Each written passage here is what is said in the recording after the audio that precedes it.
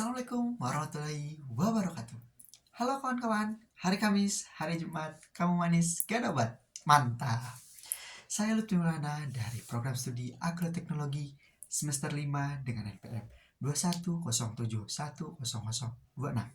Dibuatnya video ini bertujuan untuk memenuhi salah satu tugas dari mata kuliah kewirausahaan dengan dosen pengampu Bapak Ajamuddin Tipani SPMP. Nah, kawan-kawan, dalam video kali ini saya akan menceritakan mengenai impian saya di masa yang akan datang tentunya. Iyalah, saya mempunyai beberapa impian yang ingin saya capai di masa yang akan datang. Dan impian tersebut sesuai dengan basic saya di bidang pertanian tentunya. Impian tersebut adalah yang pertama, saya ingin menciptakannya rumah pangan lestari ataupun juga sering disebut RPL.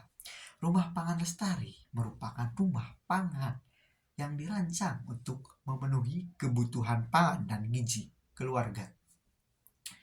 Nah, di mana di dalam rumah pangan lestari tersebut terdapat budidaya secara konvensional maupun secara hidroponik, secara aquaponik, serta ada pula tanaman obat-obatan keluarga.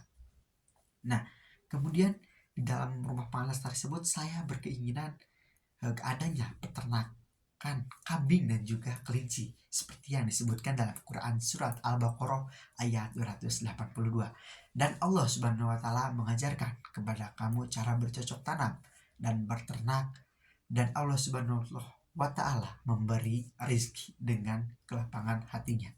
Kelapangan hati. Nah, impian saya yang kedua yaitu saya ingin menciptakan pertanian yang berbasis IoT. Seperti apa yang pernah saya pelajari pada salah satu mata kuliah kemarin, yaitu digitalisasi pertanian dan membuat sistem penyiraman otomatis.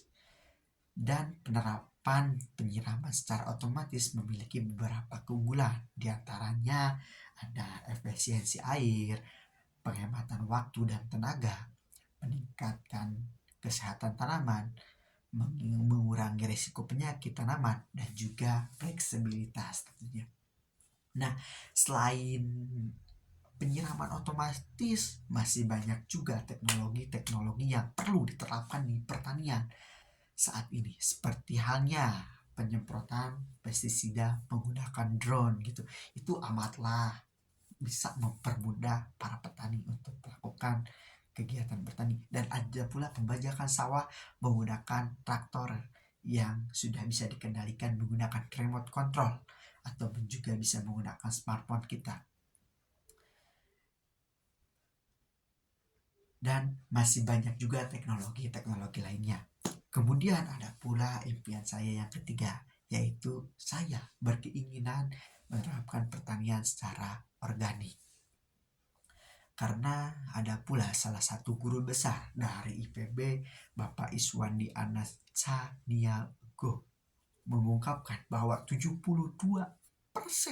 dari tanah pertanian di Indonesia saat ini sedang sakit karena kekurangannya bahan organik tentunya. Nah, menurut beliau kondisi tersebut disebabkan oleh penggunaan pupuk kimia yang masih sangat tinggi.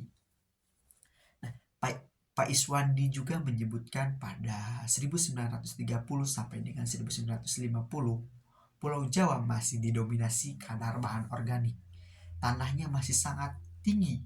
Akan tetapi, namun di 1960 sampai 1970 semakin besar kadar organiknya, kurang dari 1%. Bahkan pada 2010 makin rendah, sehingga sekarang tanahnya rusak dan tidak gembur lagi. Memang di awal kemunculan kimia sintetis menjadi primadona. Padahal di balik itu kimia sintetis awal dari segala bencana. Karena sekarang di zaman ini penggunaan kimia sintetis sudah menjadi lingkaran setan, di mana kalau pakai kimia sintetis dengan porsi yang sedikit, tanaman enggan untuk tumbuh Namun, semakin banyak memakai kimia sintetis, tanah semakin mati dan butuh pupuk lebih banyak lagi. Hingga nanti tanah tidak bisa lagi ditanami. Dan maka, oleh sebab itu, kita sebagai regenerasi pertanian harus lebih peka terhadap permasalahan-permasalahan yang ada di bidang pertanian dengan mengatasi kelangkaan pupuk dan juga mahalnya pupuk ini. Kita bisa menggunakan bahan-bahan organik yang tersedia. Kita bisa menggunakan kemampuan kita untuk menggunakan agar supaya anak cucu kita nanti bisa hidup dengan nyaman. Nah, ada pula tersebut menurut Aristoteles melihat pertanian sebagai bagian dari ekonomi alam yang bertujuan untuk memenuhi kebutuhan manusia. Nah, sekian. Belayar ke laut membawa dukuh.